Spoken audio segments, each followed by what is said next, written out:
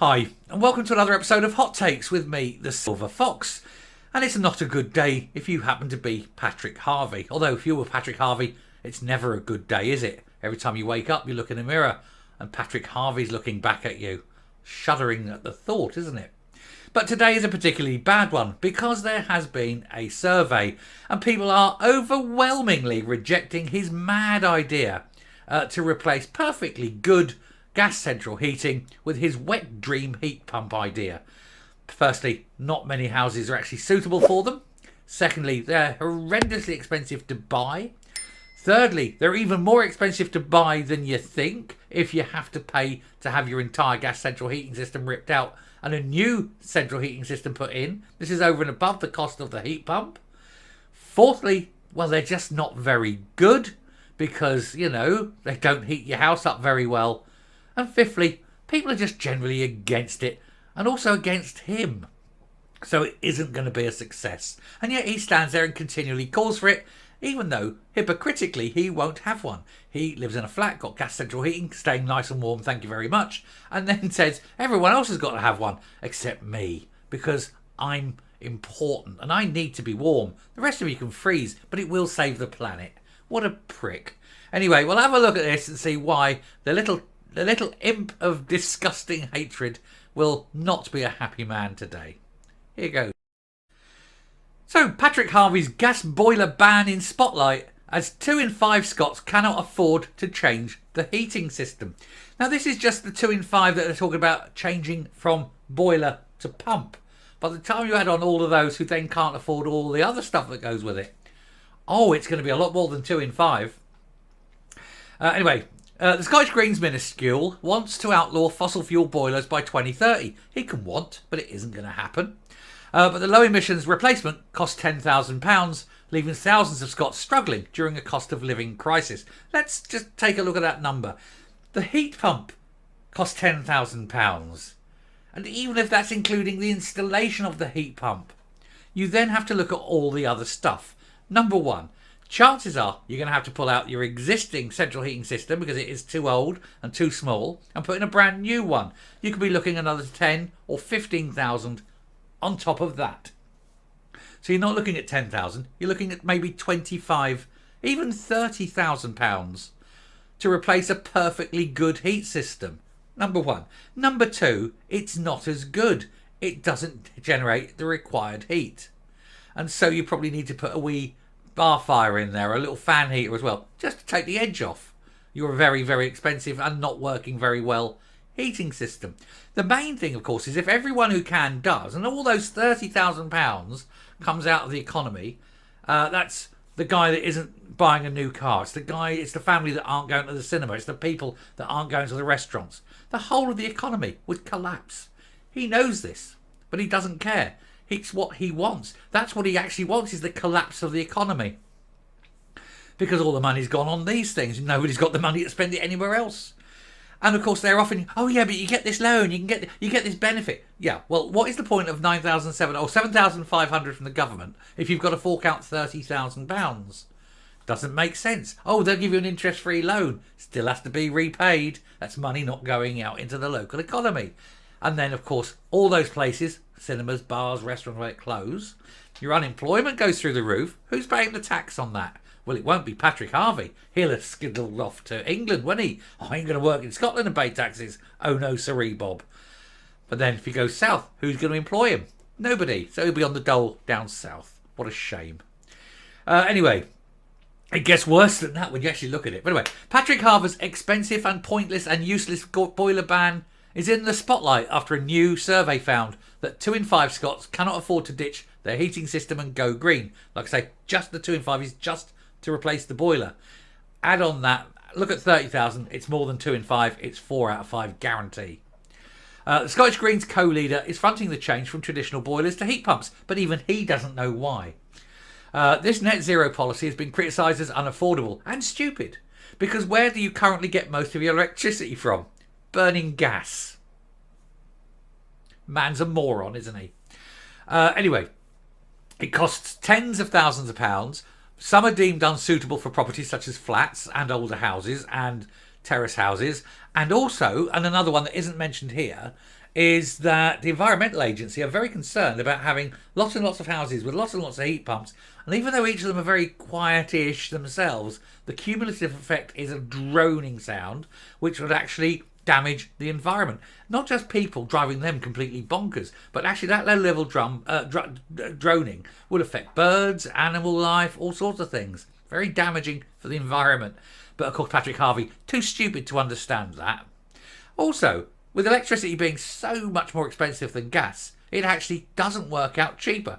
So of course, you've got the instant. You got to buy the stuff. You got to pay to buy it. You have to pay to get it installed. You have to pay to upgrade your entire central heating system. Then, of course, you have to pay the running costs, which are way higher than a gas central heating. In fact, then more then, because not only have you having to run this, which is more expensive than the gas central heating, you then have to get in secondary heaters to top it up as well. So it's even more expensive to run, maybe twice the price of a gas central heating. And on top of that, the servicing is way, way more expensive. The replacement charge, which occurs every 4 to 5 years with an electric one, rather than every 10 years or so with a gas one. So there's that. The maintenance is expensive. It's really, what's the word I'm looking for? Oh, so yeah, moronic. That's the idea. And yet, there is absolutely no reason whatsoever why you should have them. There is no reason for changing. There is no shortage of gas. There's only a pretended shortage of gas because Patrick Harvie would like it that way. Britain has got 10, maybe 12,000 years of gas left. It's got 22,000, I think between 20 and 22,000 years of coal left. So I don't think we're going to be running out of energy anytime soon. Also, let's build some nuclear power stations. And if you get about 36 of them, hey, you've got just about enough to run every house in Britain on electricity, maybe. 36 nuclear power stations. Wow. Also, in order to run all these things, you're going to have to upgrade the entire infrastructure, the entire national grid. We're talking about £1 trillion in all. Building the station. Is it? No, somebody worked out. I did it on a video the other day. It worked out anyway. It was over £1 trillion to build 36 nuclear power stations, upgrade the grid, put all this in, got to rewire all the houses, everything. £1 trillion. Trillion. Unbelievable. But Patrick Harvie thinks it's a good idea, so he must do it. I mean, this is a man, of course, who's got. He's qualified in. No. Oh, that's right, yeah. He's completely unqualified. He's a fucking moron. He's a zero qualification moron. He hasn't got a degree. He hasn't got an A level. But I don't even doubt if he's got an O level to his name. He certainly can't do maths. He's got no understanding of economics or reality. He knows sod all about energy distribution. Man is a moron. And yet he sits and he feels clever enough to tell us what we need to do to save the world. Let me tell you, it means nothing. We could just end the whole of England and Britain, the whole of Great Britain tomorrow. It would make zero difference. Zero. It's such a small... Our addition to anything is so small, it makes zero difference. China, on the other hand, 25% of the world's output. One country. India, 20%. So 2 countries, nearly half the world. What do you think we do, this tiny little island?